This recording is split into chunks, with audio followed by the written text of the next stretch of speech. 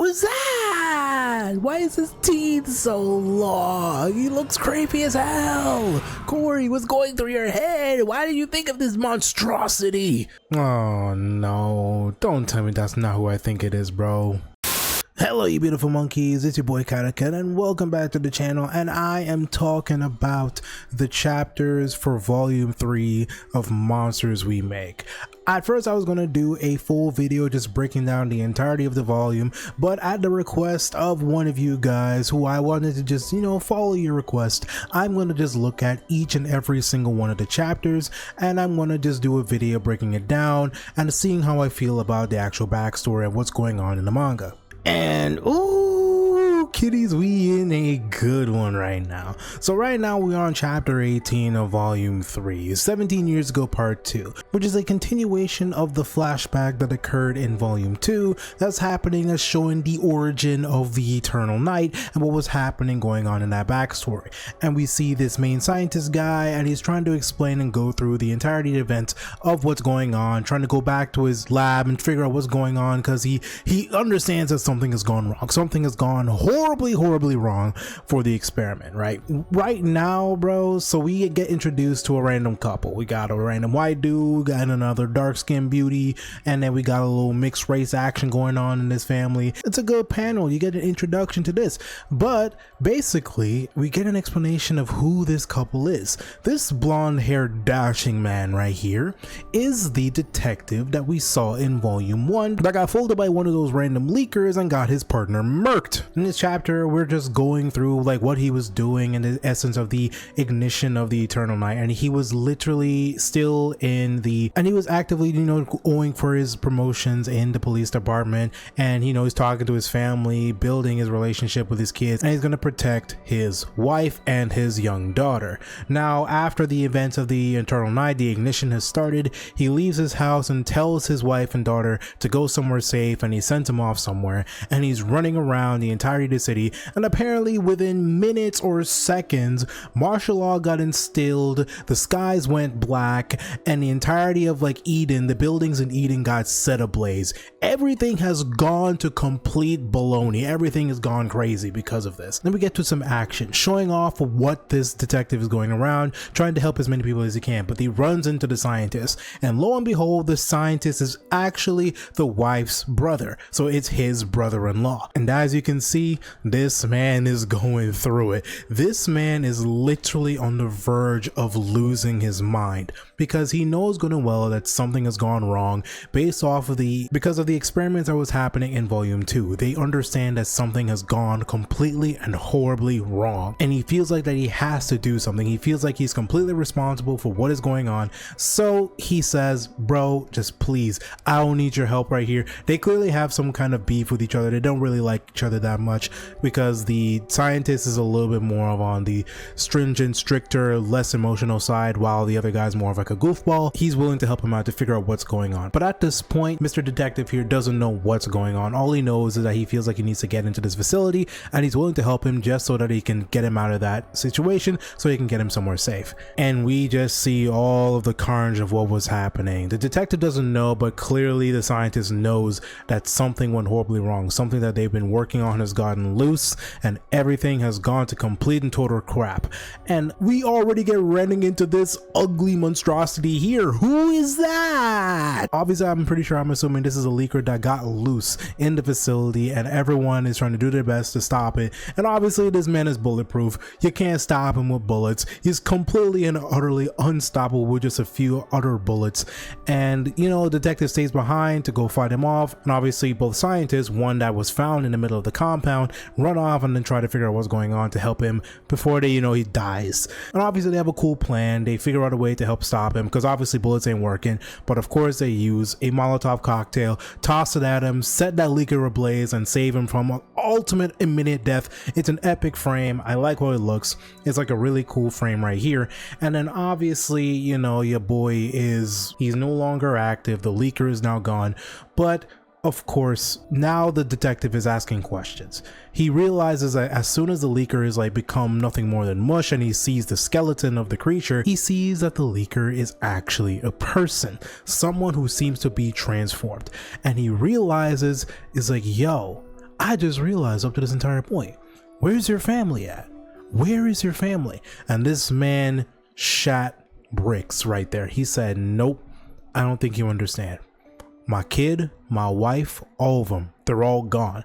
Now I'm assuming, I'm thinking they're all just dead at this point. I'm thinking like, because in the last volume, we don't know what happened. All we know is that everyone is screaming. The wife is screaming in pain because the kid got trampled by the mob. And of course, the daughter suffered the same fate. And then the wife is mourning the loss of her son and daughter. But then of course, police officer detective man puts two and two together and realizes that all of the work that he's been doing up to this point is directly responsible for the heinous act that is happening right now, the complete and utter chaos that's happening at this moment in time. And he's like, there is no conceivable way that you are directly responsible for this. How dare you? And this man is literally giving him all of the works, telling him like, yo bro, you are literally the reason why your family is dead.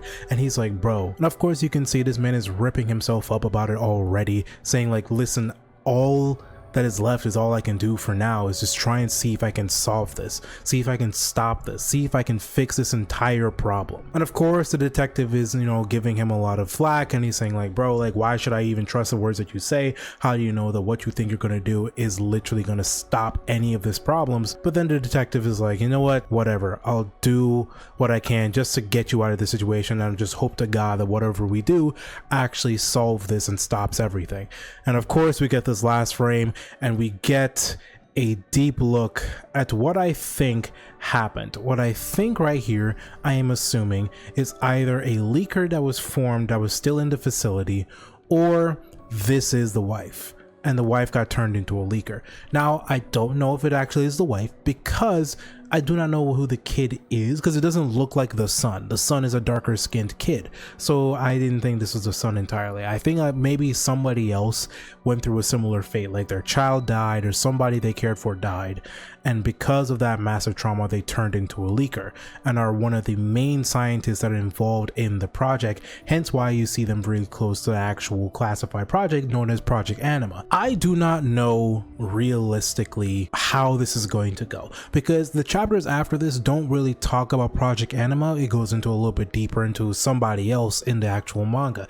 But what I feel like I'm getting at is like, I feel like I'm assuming that the actual backstory is that leakers are created, maybe it's like a super soldier kind of serum thing, where they had a project where it's to help enhance people in a certain way because of military access, and Project Anima was supposed to be like the prototype of that aspect. Now, as far as I'm concerned, it does talk about something saying like the Prometheus engine.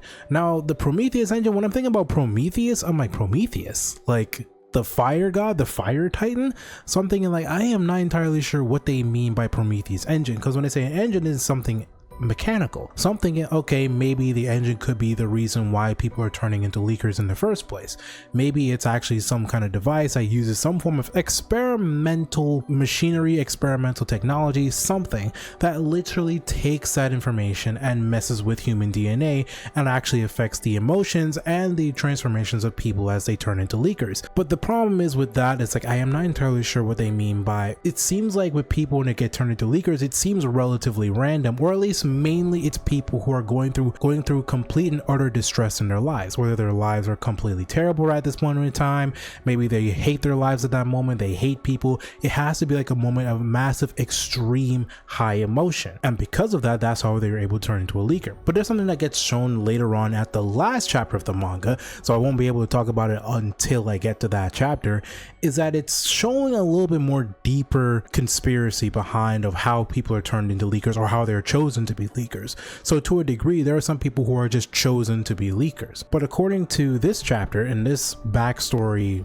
chapter, it seems like it's relatively random. It's completely and utterly random. Nobody knows exactly how these people are transforming or why these monsters are here. All we know is that it's connected to this Prometheus engine. Now, I will say the chapters after this, they don't really connect to this entirely as of late, so we don't fully understand the context of like what the Prometheus engine is. We get a bit of understanding of why leakers are around later on, but not necessarily why they were born or how they were created.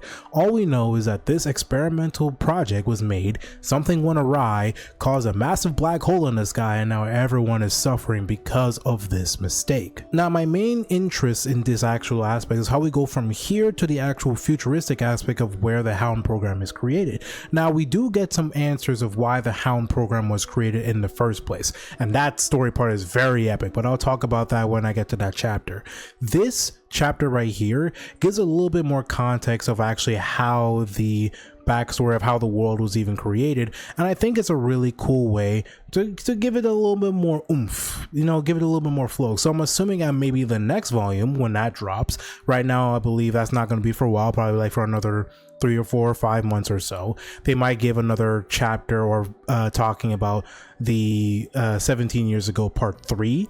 But I'm not sure if that's going to be done. I'm sure, but I'm not sure, but that's what I want to see, is see if there gets a little bit more details of what the backstory was like, because I want to understand why the world became this way. I really do, because I'm very curious on why leakers the way they are, because they're humans who transform into these evil beings, and clearly there is the moralistic conversation of whether, why should we ever be able to kill these people even though they turned into monsters? Is it possible to turn them back? Because when I'm thinking about this, it reminds me of the backstory of Generator X, the TV show from Cartoon Network, where Rex has nanites, and then other people can get infected by nanites, but they don't always get the benefit of being like Rex, because Rex has different kinds of nanites and he has the capacity to heal people who's been infected.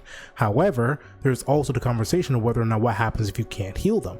Are you willing to actually take the life of the person who used to be a human in order to actually bring this conversation up to point? But again, like I said, this is only just a comparison, and I think that's a really cool way, and I actually want to see how much more deeper that it goes, because in the last chapter, which I won't describe in detail until I get to there, shows exactly what it means, shows us how much deeper this conspiracy goes. And of course, the art's still good. So far, I have not seen any drops in the art. The consistency has actually been really great as well. It doesn't feel like anything is too confusing. I can actually keep track of the motions of the manga. I can actually feel like everything is connected properly compared to the first volume. There's been massive improvements from volume 1 to volume 2 to now, and obviously in other chapters it's even better, with different frames, with different moments, and the action in the manga still looks awesome. And I also like the looks of some of these monsters, especially this little guy right here with his long ass teeth. I don't know why his teeth has to be this long. I don't like the fact that it's long and it's not sharp, and the fact that it's a 500%